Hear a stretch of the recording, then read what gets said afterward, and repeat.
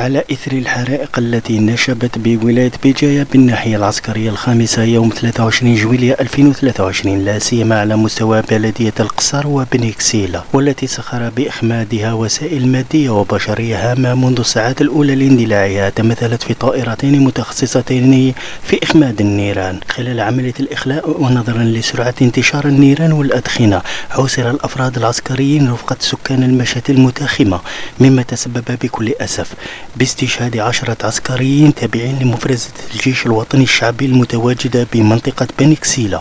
إضافة إلى إصابة 25 عسكريا بإصابات متفاوتة الخطورة، أين تم إجلاؤهم مباشرة نحو المؤسسات الاستشفائية القريبة. وعلى إثر هذا المصاب الجلل يتقدم السيد الفريق أول السعيد شنقريحة رئيس أركان الجيش الوطني الشعبي باسمه ونيابة عن جميع مستخدمي الجيش الوطني الشعبي بخالص التعازي والمواساة لأسر الشهداء وذويهم وللمؤسسة العسكرية، راجين من الله تعالى أن يتغمد أرواحهم الطاهرة برحمته الواسعة، وأن يسكنهم فسيح جناته مع الشهداء والصديقين الأبرار.